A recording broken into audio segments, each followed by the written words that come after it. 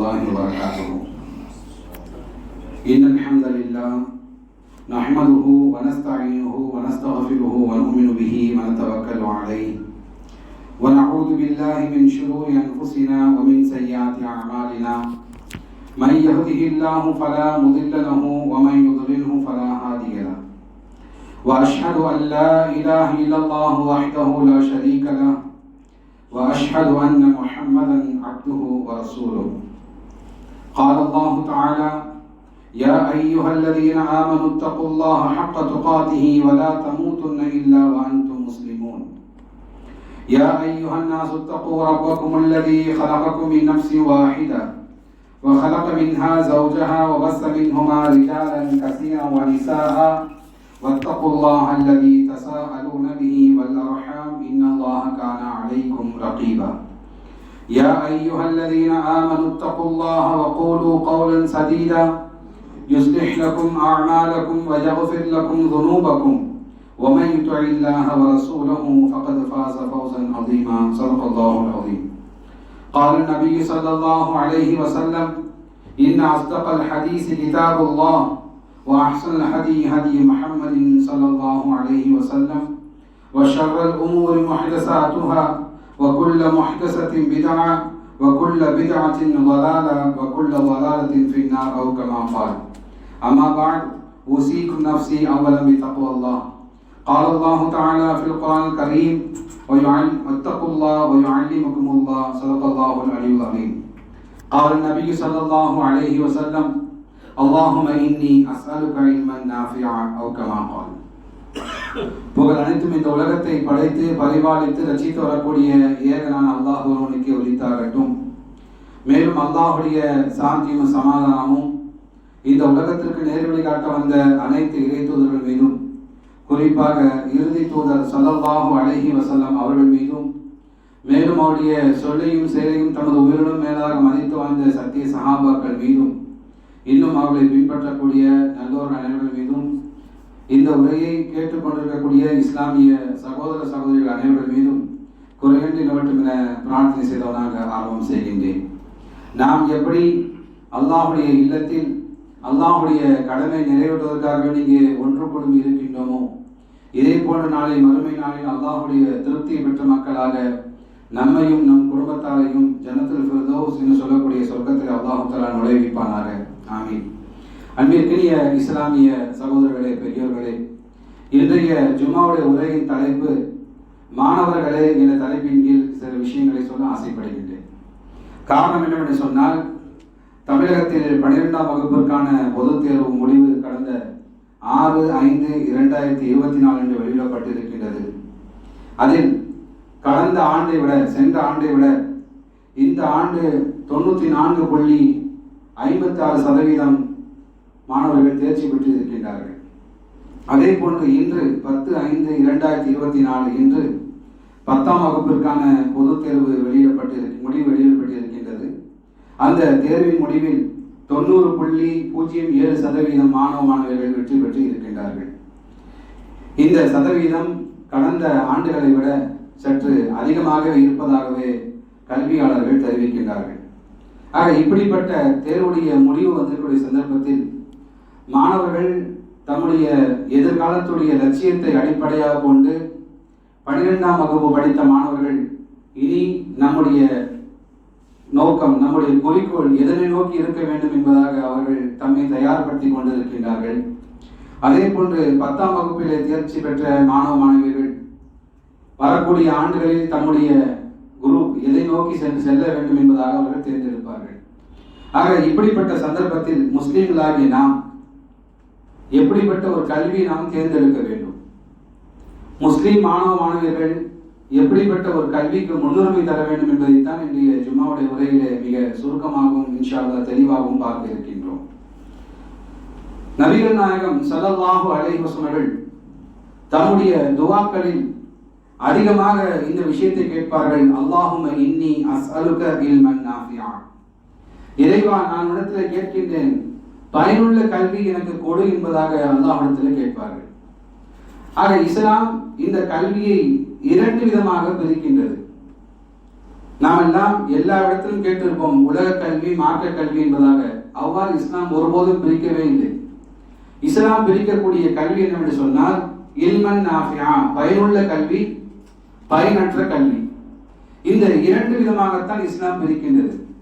நாம் எந்த ஒரு கல்வியை கற்றுக்கொண்டாலும் அந்த கல்வியின் மூலம் மக்கள் பயன்பெற வேண்டும், அந்த கல்வியின் மூலம் இந்த சமுதாயம் பயன்பெற வேண்டும், அந்த கல்வியின் மூலம் இந்த உலகம் பயன்பெற வேண்டும், அந்த கல்வியின் மூலம் இவனும் பயன்பெற வேண்டும்.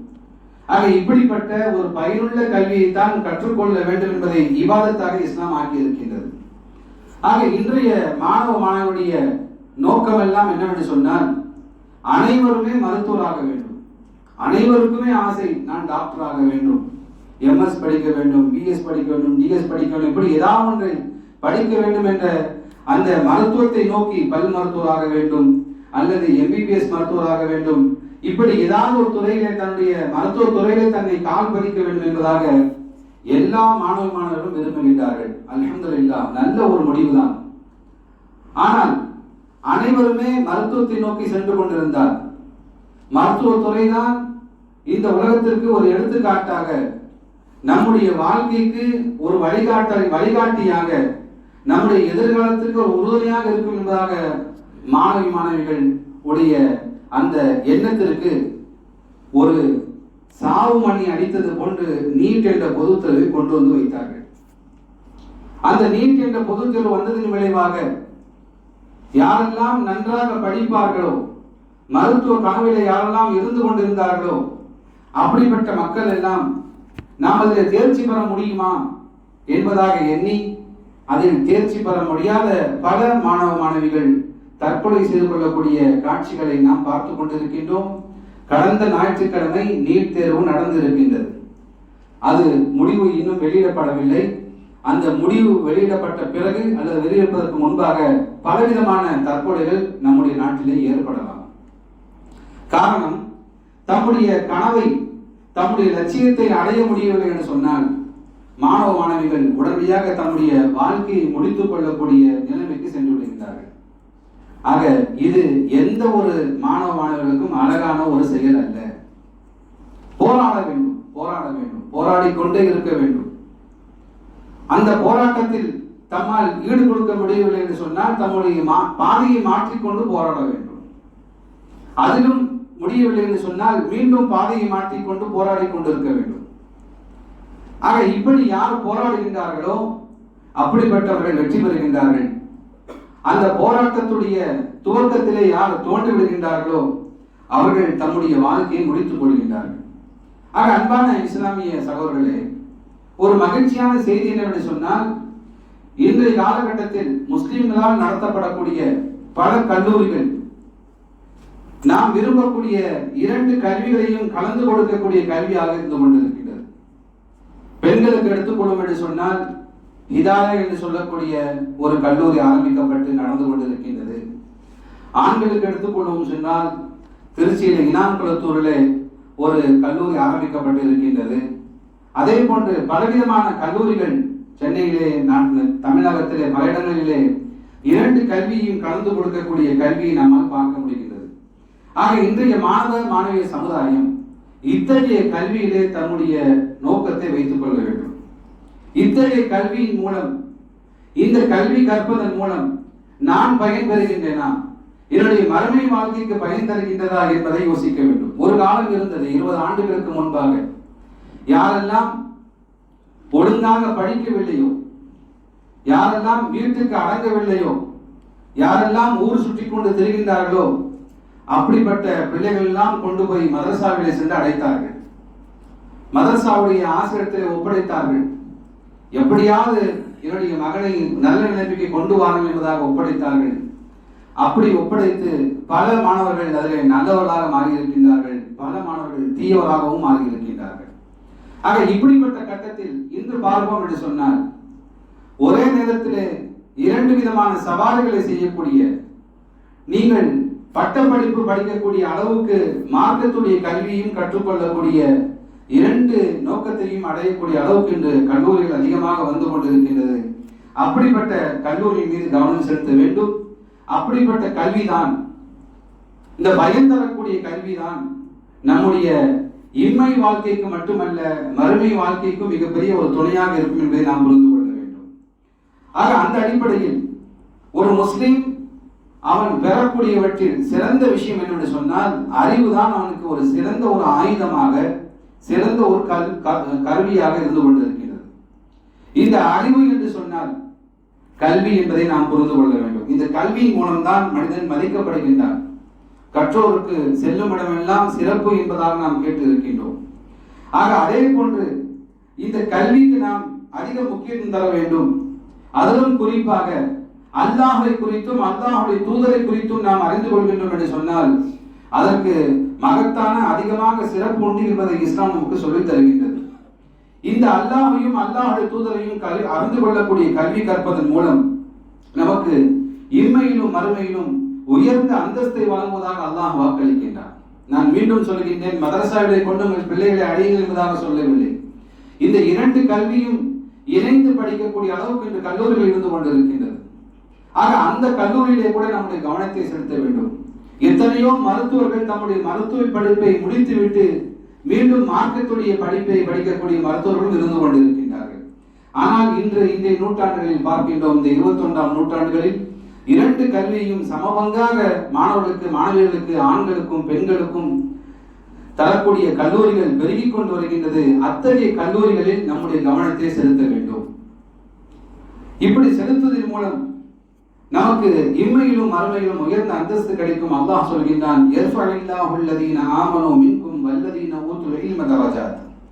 உங்களில் ஈமான் கொண்டவர்களுக்கும் கல்வி ஞானம் அளிக்கப்பட்டவர்களுக்கும் அல்லாஹு தஆலா இல்முல் தரஜாத் பதவிகளை உயர்த்துகின்றான் என்பதாக அல்லாஹு தஆலா குர்ஆனிலே சொல்லித் தருகின்றான். அதே போன்று யார் கல்வி கற்கின்றார்களோ அவர்கள் அடிமையாக இருந்தாலும் சரி, அவர்கள் சிறப்பு பெற்றவர்களாக அல்லாஹுடைய தூதருடைய காலத்திலே கருதப்பட்டார்கள். காரணம், அவருடைய பணத்தை கொண்டோ அவருடைய அழகை கொண்டோ அவருடைய செல்வாக்கை கொண்டோ எடை போடப்படவில்லை. மாறாக கல்வியின் மூலம் சிறந்த சிறப்பை சஹாபாக்கள் பல சஹாபாக்களுக்கு வழங்கி இருக்கின்றனர் என்பதை வரலாற்றுடைய மூலமாக நம்மால் பார்க்க முடிகின்றது. அதே போன்று கல்வி இல்லாதவர்கள் ஒருபோதும் கல்வியாளர்களுடைய சிறப்பை பெற்றுக் கொள்ள முடியாது.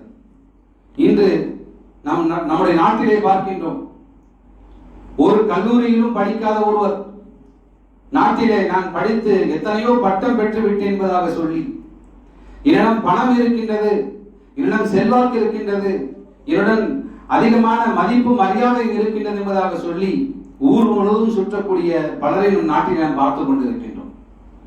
ஆனால் கல்வியிலே பார்ப்போம் என்று சொன்னால் முட்டைதான். அவருடைய படிப்பை எல்லாம் ஆய்வு செய்கின்றார்கள். எங்கே பட்டம் வாங்கினார், எங்கே படித்தார் என்பதாக. எல்லாம் ஃபேக்.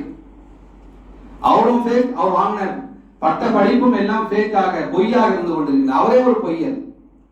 வாயை துறந்தால் நாட்டு மக்களுக்கெல்லாம் வெறும் ஏமாற்றுகளையும் பொய்களையும் அவிழ்த்து விடக்கூடியவர்கள். இப்படிப்பட்டவர்கள் நம்மை ஆண்டு கொண்டிருக்கின்றார்கள். ஆக அல்லாஹ் சொல்கின்றான், கல்வியாளர்களும் கல்வி இல்லாதவர்களும் சமமாக முடியாது. நீ நாட்டுடைய பிரதமராக இருக்கலாம், நீ நாட்டுடைய முதலமைச்சராக இருக்கலாம், நாட்டுடைய மந்திரியாக இருக்கலாம், ஆனால் கல்வி இல்லை என்று சொன்னால் கல்வியாளருடைய சிறப்பை ஒருபோதும் பெற்றுக்கொள்ள முடியாது. இன்றைய அரசியலை இயக்குவது யார்? அரசியல்வாதிகள் அல்ல, அவர்களுக்கு பின்னால் இருக்கக்கூடிய ஐஏஎஸ், அவர்களுக்கு பின்னால் இருக்கக்கூடிய கல்வியாளர்கள், அவர்களுக்கு பின்னால் இருக்கக்கூடிய கலெக்டர்ஸ், இவர்கள் தான் இவர்களை இயக்கிக் கொண்டிருக்கின்றார்கள். அவர்கள் கையெழுத்து போட சொன்னால் கையெழுத்து போடுவாங்க, அந்த பேப்பரை படிச்சு கூட பார்க்க மாட்டாங்க. பார்த்தோமா இல்லையா? கொரோனா தடுப்பூசி குறித்து எவ்வளவு ஒரு விழிப்புணர்வு ஏற்படுத்தப்பட்டது. ஊசி போடுங்க, ஊசி போடவில்லை என்று சொன்னால் எங்குமே செல்ல முடியாது. ஆனால் இன்றைக்கு வெட்ட வெளிச்சமாக இருக்கின்றது, நாங்கள் வலுக்கட்டாயப்படுத்தவில்லை, நிர்பந்தப்படுத்தவில்லை என்பதாக. ஆக அதற்குரிய ஒரு ஃபார்முலாவை இவர் படித்திருந்தார். யார் போட சொல்லி அந்த சர்டிபிகேட்ல யார் பணம் போடப்பட்டிருக்கின்றதோ அவர் அந்த ஃபார்முலாவை படித்திருந்தால், அந்த அறிவு இருந்திருந்தால், இதன் மூலம் மக்களுக்கு விளைவு ஏற்படும் என்பதாக தெரிந்திருந்தால் அதை திணித்திருப்பார்களா? காரணம், அதற்கு லாபம் பெற்றார்கள், பணம் பெற்றார்கள். ஆக கல்வியாளர்கள் மக்களுக்கு சேவை செய்ய யோசிக்கின்றார்கள், கல்வியற்றவர்கள் நாட்டை கொள்ளையடிக்க யோசிக்கின்றார்கள். ஆக அல்லாஹ் தஆலா சொல்லித் தருகின்றான், குல் ஹல் யஸ்தவில் லதீன யஅலமூன வல்லதீன லா யஅலமூன் இன்னமா யதக்கரு உலுல் அல்பாப். நபியே நீங்கள் கூறுங்கள், கல்வியாளர்களும் அறிந்தோரும் அறியாதவர்களும் சமமானவர்களா? யார் அறிவை பெற்றிருக்கின்றார்களோ அவர்களும் அறியாத மக்களும் சமமா என்பதாக நபியை நீங்கள் கேளுங்கள் என்பதாக அல்லாஹ் தஆலா சொல்லித் தருகின்றார். ஆகவே யார் அறிவு பெற்றிருக்கின்றார்களோ அப்படிப்பட்ட மக்கள் இந்த குர்ஆனை கொண்டு நல்ல உபதேசம் பெறுகின்றார்கள் என்பதாக குர்ஆன் நமக்கு சொல்லித் தருகின்றது. மேலும் நபிகள் நாயகம் ஸல்லல்லாஹு அலைஹி வஸல்லம் சொன்னார்கள், அல்லாஹ் தஆலா யாருக்கு நன்மை நாடுகின்றானோ, யாருக்கு நல்லது செய்ய வேண்டும் நாடுகின்றானோ அப்படிப்பட்ட மக்களுக்கு இந்த மார்க்கத்துடைய விளக்கம் பெற்றவராக மார்க்கத்தை புரிந்து கொள்ளக்கூடிய அறிவை கொடுக்கின்றான் என்பதாக நபிகள் நாயகம் சொன்ன ஹதீஸ் நாம் பார்க்கின்றோம். புகாரியிலே பார்த்து கொண்டிருக்கின்றோம். 71 ஹதீஸாக நாம் பார்த்து கொண்டிருக்கின்றோம். அப்ப அல்லாஹ் தஆலா யாருக்கு நன்மை நாடுகின்றானோ அத்தகைய மக்களுக்கு ஆட்சி அதிகாரத்தை கொடுப்பதில்லை, பணத்தை கொடுப்பதில்லை, அழகை கொடுப்பதில்லை, பேரும் புகழையும் கொடுப்பதில்லை. அல்லாஹ் எதை கொடுக்கின்றான் பாருங்கள். அல்லாஹ் தஆலா யாரை நேசிக்கின்றானோ, யாருக்கு நன்மை நாடுகின்றானோ அப்படிப்பட்ட மக்களுக்கு இந்த மார்க்கத்தை விளங்கிக் கொள்ளக்கூடிய, இந்த மார்க்கத்தை புரிந்து கொள்ளக்கூடிய ஒரு விளக்கம் பெற்றவர்களாக அல்லாஹ் ஆக்குகின்றான். அல்ஹம்துலில்லாஹ், எவ்வளவு பெரிய ஒரு பாக்கியம்! இந்த மார்க்கத்துடைய விளக்கத்தை நாம் பெற்றுவிட்டோம் என்று சொன்னால், இந்த மார்க்கத்தை நாம் விளங்கிவிட்டோம் என்று சொன்னால், இந்த மார்க்கத்தை நாம் புரிகின்றோம் என்று சொன்னால், நம்முடைய ஒவ்வொரு எட்டும், நம்முடைய ஒவ்வொரு மூச்சும், நம்முடைய ஒவ்வொரு எண்ணமும் இந்த மார்க்கத்தின் அடிப்படையிலே இருந்து கொண்டிருக்கும். அப்படிப்பட்ட புனிதர்களாக சஹாபாக்களை அல்லாஹ்வுடைய தூதர் ஸல்லல்லாஹு அலைஹி வஸல்லம் உருவாக்கினார்கள். அவர்கள் ஒவ்வொரு கணமும் இந்த மார்க்கத்துடைய விளக்கத்தை பெற்றதன் மூலமாக, இந்த செயலை செய்வதன் மூலமாக அல்லாஹ்வுடைய கோபத்துக்குள்ளாக நாம் நரகத்துக்கு சென்று விடுவோமோ என்பதாக யோசித்தார்கள். ஆனால் இன்று நாம் அல்லாஹ் யாருக்கு நன்மை நாடுகின்றானோ அப்படிப்பட்ட மக்களுக்கு அல்லாஹ் செல்வத்தை வழங்கி இருப்பான், ஆரோக்கியத்தை வழங்கி இருப்பான், அப்படிப்பட்ட மக்களுக்கு பதவியை வழங்கி இருப்பான் என்பதாக நாம் எண்ணிக்கொண்டிருக்கின்றோம். எதுவுமே இல்லை. நபிகள் நாயகம் மிக தெளிவாக சொன்னார்கள், அல்லாஹ் யாருக்கு நன்மை நாடுகின்றானோ அத்தகைய மக்களுக்கு கொடுக்கக்கூடிய மிகப்பெரிய ஒரு பாக்கியம் இந்த மார்க்கத்துடைய விளக்கத்தை அல்லாஹ் கொடுக்கின்றான். இந்த மார்க்கத்துடைய விளக்கத்தை பெற்றுவிட்டால் போதும், அவர்களுக்கு மார்க்கம் என்றால் என்ன, எதன் மூலம் நாம் சொர்க்கம் செல்ல முடியும், எதன் மூலம் நாம் நரகம் செல்ல முடியும் என்பதை அவர்கள் விளங்கிக் கொள்கின்றார்கள். ஆனால் இந்த காலகட்டத்தில் பார்க்கின்றோம், பலவிதமான கொள்கை குழப்பங்கள் ஏற்பட்டுக் கொண்டிருக்கின்றன, நூதனமான விதமான செயல்கள் ஏற்பட்டுக் கொண்டிருக்கின்றன. யார் சொல்வது சரி, யார் சொல்வது தவறு என்பதாக விளங்கிக் கொள்ள முடியவில்லை. இந்த பிதஅத்தை, ஷிர்கை, குராஃபாத்துகளை, அனாச்சாரங்களை போதிக்கக்கூடியவரும் மார்க்கத்துடைய அறிஞராக இருந்து கொண்டிருக்கின்றார்.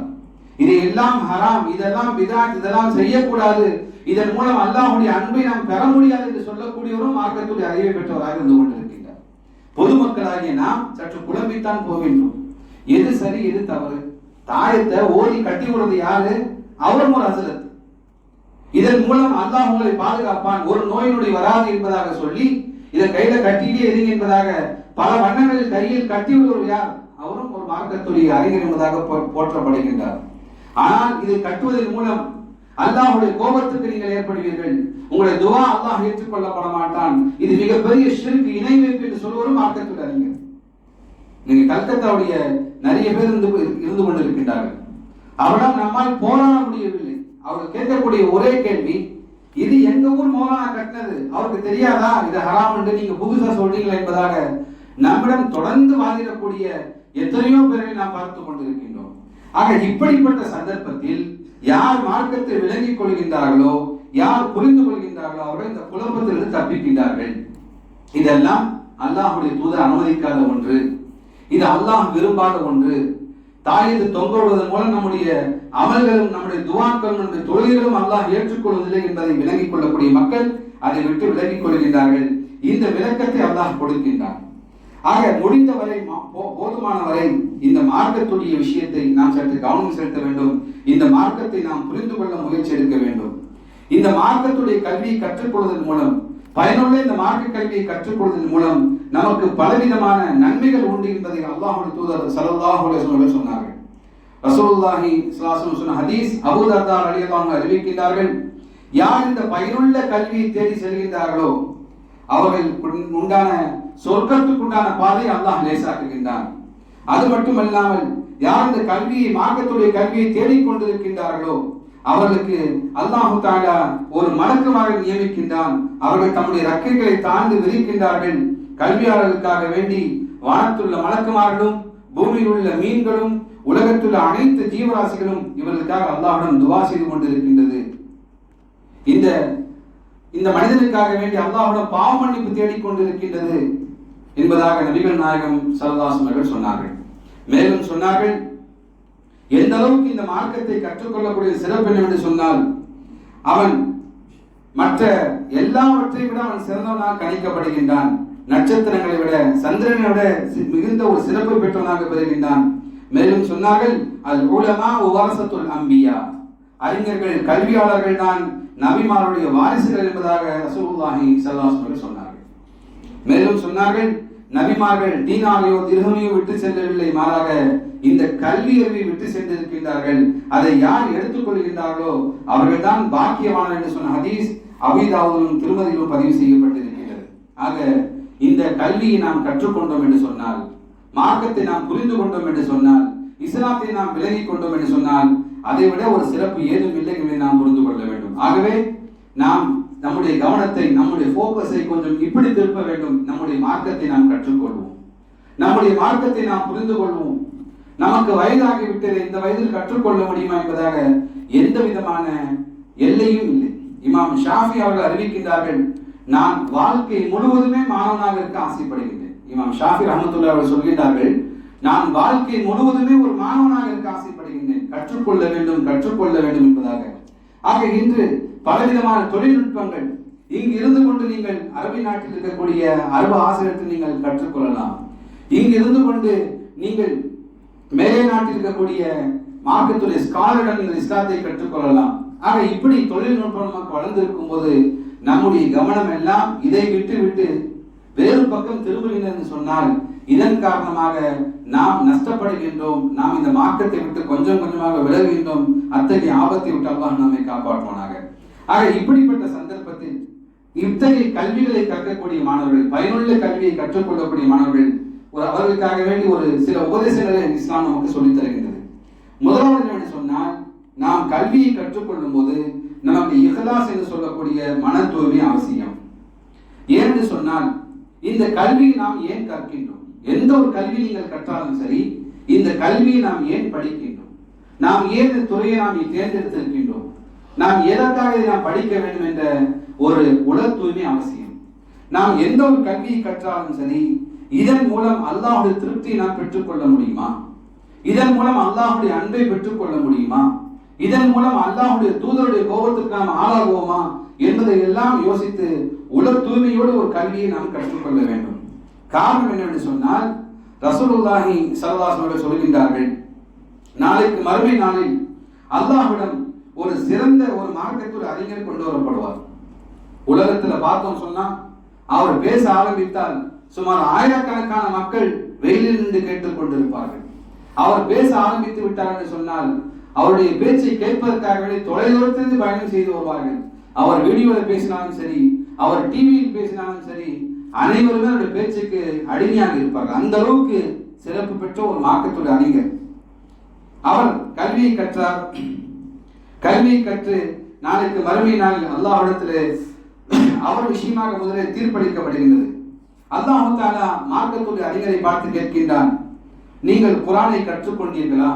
அந்த அறிஞர் என்ன சொல்வார்? ஆம் யா அல்லாஹ், குர்ஆனை நான் கற்றுக்கொண்டேன். அந்த குர்ஆனுடைய செய்திகளை நீங்கள் மக்களுக்கு எடுத்து சொன்னீர்களா? ஆம், எடுத்து சொன்னேன். அந்த குர்ஆனின் அடிப்படையில், அல்லாஹ்வுடைய தூதரின் அடிப்படையில், ஹதீஸ் அடிப்படையில் வாழ்க்கை அமைத்துக் கொண்டீர்களா? ஆம், அமைத்துக் கொண்டேன் அல்லாஹ். நான் கல்வியை கற்றேன், பிறருக்கு கற்பித்தேன், குர்ஆனை ஓதினேன், சிந்தித்தேன், செயல்பட்டேன் என்பதாக அவர் தொடர்ந்து சொல்லிக் கொண்டே போவார். உடனே அல்லாஹ் சொல்வான், நீ பொய் சொல்கின்றாய். நீ எதற்காக கல்வி கற்றாய் என்று சொன்னால், மக்கள் உன்னை பாராட்ட வேண்டும், புகழ வேண்டும், அறிஞர், சிறப்பானவர், குர்ஆனை நல்ல முறையில் ஓதக்கூடிய என்பதாக மக்கள் உன்னை புகழ வேண்டும் என்ற நோக்கத்திலே நீ கல்வி கற்றாய். அத்தகைய பேரும் புகழும் சிறப்பும் உனக்கு உலகத்திலே கிடைத்து விட்டது, இங்கு ஏதும் இல்லை என்பதாக சொல்லி தலை குப்புற இழுத்து செல்லப்பட்டு நரகத்தில் தூக்கி எறியப்படுவார் என்பதாக நபிகள் நாயகம் சொன்ன ஹதீஸ் முஸ்லிமில் 3865 ஹதீஸாக பதிவு செய்யப்பட்டிருக்கு. காரணம் என்ன? இஹ்லாஸ், அந்த உள தூய்மை. மனதிலே அவர் அல்லாஹ்வுக்காக இந்த கல்வியை கற்றிருந்தார், மனதிலே இதன் மூலமாக அல்லாஹ்வுடைய பொருத்தத்தை பெறும் என்ற எண்ணத்திலே கற்றிருந்தால், மக்கள் தன்னை பாராட்ட வேண்டும், புகழ வேண்டும் என்பதை எதுவும் எதிர்பார்த்திருக்க மாட்டார். ஆக நம்முடைய பேச்சை ஒருவர் கேட்கின்றார் என்று சொன்னால் அல்லாஹ்விடத்தில் அதற்காக நாம் அதிகமாக தௌபா செய்ய வேண்டும். அல்லாஹ்விடத்தில் அதிகமாக மன்னிப்பு கேட்க வேண்டும். இறைவா, என்னுடைய பேச்சை மக்கள் கேட்கின்றார்கள், இதன் மூலமாக என்னுடைய உள்ளத்திலே எந்த விதமான முகஸ்துதி ஏற்படுத்தி விடாது, இதன் மூலமாக எந்த விதமான பெருமை எனக்குள் கொண்டு வந்து விடாது. உன்னுடைய மார்க்கத்தை நான் சொல்லுகின்றேன், அந்த சொல்லையும் செயலையும் நானும் இந்த சமுதாயமும் பின்பற்றக்கூடிய ஒரு மனிதனாக மாற்றி என்பதாக அவர் அல்லாஹ்விடத்திலே பணிந்து கொண்டிருக்க வேண்டும். ஆனால் உலகத்துடைய பேருக்காகவும் புகழுக்காகவும் செயல்பட்டார், அத்தகைய நரகத்திலே தூக்கி வீசி எறியப்படுகின்றார். ஆக அந்த அடிப்படையில் மாணவர்கள் தம்முடைய கல்வியை கற்றுக்கொள்ளும் போது எந்த நோக்கத்துக்காக நாம் கற்கின்றோம்? இதன் மூலம் உலகாலய நோக்கத்தை நாம் பெருக்கிக் கொள்ள வேண்டுமா? நம்முடைய வருமானத்தை அதிகமாக்கிக் கொள்ள வேண்டுமா? நம்முடைய பேங்க் பேலன்ஸை அதிகமாக்கிக் கொள்ள வேண்டுமா? நம்முடைய பேருக்கு முன்னாலும் பின்னாலும் பல பட்டங்களை போட்டுக் கொள்ள வேண்டுமா? அதற்காக நாம் படிக்கின்றோம் என்று சொன்னால் நீங்கள் படிப்பீர்கள், பட்டங்கள் உங்களுக்கு கிடைக்குமானால் அதற்காக நாளைக்கு மறுமை நாளில் எந்த விதமான சிறப்பும் இல்லை என்பதை நாம் விளங்கிக் கொள்ள வேண்டும். ஆகவே கல்வி கற்கக்கூடிய மாணவர்கள் நிறைய குழப்பங்களையும் ஷைத்தானிய ஊசலாட்டங்களையும் அவர்கள் சந்திப்பார்கள். அத்தகைய சந்தர்ப்பத்தில் இந்த இஹ்லாஸ், அல்லாஹுக்காக நாம் இந்த செயலை செய்கின்றோம் என்ற எண்ணம் இருக்கும் என்று சொன்னால் நிச்சயமாக அதிலிருந்து அல்லாஹு தஆலா பாதுகாக்கின்றான். இரண்டாவதாக மாணவர்கள் கற்க வேண்டிய விஷயம் என்று சொன்னால் அவர்கள் பாவங்களை விட்டு விலகி இருக்க வேண்டும். கல்லூரிக்குள் கால் எடுத்து வைக்கக்கூடிய மாணவன் நினைக்கின்றான், இனி நானும் ஒரு ஆண், எனக்கும் ஓட்டு போடக்கூடிய வயது வந்து விட்டது, இனி என்னை நிர்பந்திக்கவோ என்னை கட்டுப்படுத்தவோ இந்த உலகத்தில் யாருக்கும் இல்லை என்ற ஒரு ஷைத்தானி எண்ணம் அவனுடைய உள்ளத்திலே வருகின்றது. அதன் காரணமாக அவன் நினைத்ததையெல்லாம் செய்கின்றான், கண்டதையெல்லாம் குடிக்கின்றான், கண்டதையெல்லாம் பார்க்கின்றான், பெற்றோருடைய சொல்லுக்கு கொஞ்சம் கட்டுப்படுவதில்லை, அல்லாஹ்வுடைய தூதருக்கு கொஞ்சம் கட்டுப்படுவதில்லை. இப்படி தம்முடைய வாழ்க்கையை அமைத்துக் கொண்டு பாவத்திலே அவன் சென்று கொண்டிருக்கிறான் என்று சொன்னால் நிச்சயமாக அது எந்த ஒரு மாணவனுக்கும் மாணவிக்கும் அழகான ஒரு செயல் அல்ல என்பதை புரிந்து கொள்ள வேண்டும்.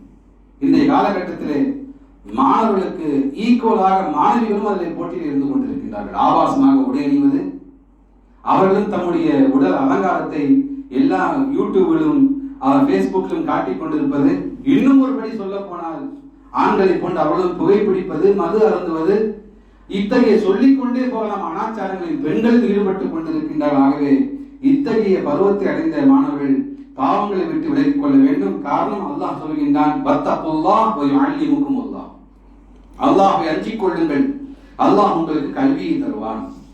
ஆக அல்லாஹ்வை அஞ்சுவதன் மூலமாக அல்லாஹ் உங்களுக்கு கல்வி தருகின்றான் என்பதாக 2:282 வசனத்தை அல்லாஹ் தஆலா சொல்லி தருகின்றான்.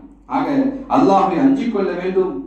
ஒவ்வொரு நாளும் அல்லாஹ் என்னை கண்காணித்துக் கொண்டிருக்கிற அந்த பயத்தோடு செயல்பட்டுக் கொண்டிருக்க வேண்டும். இப்படி யார் செயல்பட்டுக் கொண்டிருக்கின்றார்களோ அவர்களுக்கு அல்லாஹ்வுடைய உதவி கிடைக்கும். ஆகவே பாவத்தை விட்டு விலகி மாணவ மாணவர்கள் சற்று படிப்பிலே கவனம் செலுத்த வேண்டும், பெற்றோர்களுக்கு மதிக்க வேண்டும், இபாதத்துகளை சரிவர செய்ய வேண்டும். இப்படி செயல்பட்டுக் கொண்டிருந்தால் நிச்சயமாக அவர்களுக்கு அல்லாஹ்வுடைய நேசமும் அவருடைய படிப்பிலே அதிகமாக முன்னேற்றத்தையும் அல்லாஹ் தஆலா வழங்குகின்றார். அதே போன்று தன்னை அறியாமல் பாவம் செய்து விட்டால் அந்த பாவ மன்னிப்பு கோரிக்கைகளை அல்லாஹ்விடம் அதிகமாக கேட்க வேண்டும், அதிகமாக திக்ருகளை செய்ய வேண்டும், அதிகமான தான தர்மங்களை செய்ய வேண்டும். மூன்றாவதாக பெருமை அடிப்பதை மாணவ மாணவர்கள் விட்டுவிட வேண்டும். அவர்கள் கல்லூரிக்குள் நுழைந்த உடனேயே ஏதோ தமக்கு சொர்க்கம் கிடைத்து விட்டது ஒரு சந்தோஷம், அதுவும் சில ஃபேமஸான கல்லூரியிலே சேர்ந்து விட்டால் போதும், அவர்கள் லட்சியத்தை அடைந்து விட்டதாக எண்ணுகின்றார்கள். அதற்கு அடுத்து இருக்கக்கூடிய சிறிய கல்லூரியிலே படிக்கக்கூடிய மாணவனை கேவலமாக பார்க்கின்றார்கள். பார்ப்போம், சென்னையிலே பார்க்கின்றோம், பிரபலமான ஒரு முஸ்லிம் கல்லூரிக்கும் மற்ற கல்லூரிக்கும் எப்போதும் இந்த பஸ் டே என்பதாக ஒரு நாளை கொண்டு வந்து சண்டை வந்துட்டே இருக்கும். எந்த அளவுக்கு என்று சொன்னால் அந்த கல்லூரியில் படிக்கக்கூடிய மாணவன் சொல்லுகின்றார், எங்க ஐடி கார்டை போட்டு நாங்க பஸ்ல போக முடியாது, காலேஜ் பேரை பார்த்தாலே அடிச்சுவோம். இந்த அளவுக்கு மாணவர்களுக்கு மத்தியில் ஒரு வன்மம் பெருகிக் கொண்டு வருகிறது. காரணம் என்ன? நாங்க தான் டாப், நாங்க தான் டான், நாங்க தான் ரூட்டு தர, இப்படிப்பட்ட பெயர்களெல்லாம் வைத்துக் கொண்டு அவர்கள் மற்ற கல்லூரி மாணவர்களை கேவலமாக பார்க்கின்றார்கள். நபிகள் நாயகம் ஸல்லல்லாஹு அலைஹி வஸல்லம் சொன்னார்கள், யாருடைய உள்ளத்திலே பெருமை வந்து விட்டதோ அவர் சொர்க்கத்துடைய வாடையை கூட நுகர முடியாது. ஆக ஒருபோதும் பெருமை அடிக்கவே கூடாது. அல்லாஹ் தனக்கு அறிவை கொடுத்திருக்கின்றான், நான் இந்த கல்லூரிக்கு வந்திருக்கின்றேன், நான் நல்ல முறையிலே படிக்க வேண்டும், என் மூலம் எந்த ஒரு மாணவனுக்கும் இழப்பு ஏற்பட்டு விடக்கூடாது, நான் படிப்பை பிற மாணவனுக்கு சொல்லித்தர வேண்டும். இல்லை என்று சொன்னால் நான் இன்னும் கற்றுக்கொள்ள வேண்டும், யாரையும் கேவலமாக பார்க்க கூடாது என்ற எண்ணம் இந்த மாணவனுக்கு ஏற்பட வேண்டும்.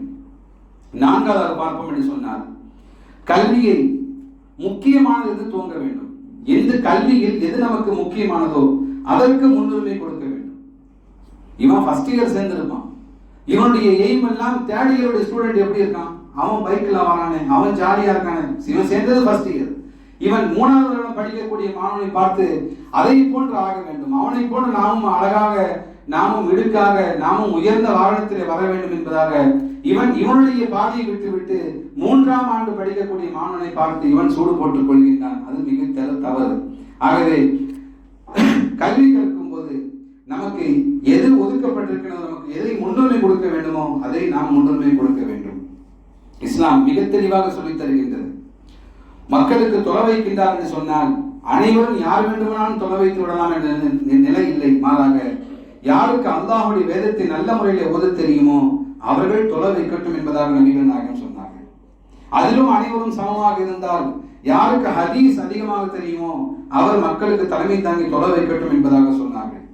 மேலும் அதிலும் சமமாக இருந்தால் யாரிலே ஹிஜ்ரத்திலே முன்னுரிமை தான் வந்திருக்கின்றார்களோ அவர்கள் தொலை வைப்பார் என்பதாக சொன்னார்கள். அதிலும் சமமாக இருந்தால் இஸ்லாத்தை முதலில் தழுவிய தொலை வைக்கட்டும் என்பதாக சொன்னார்.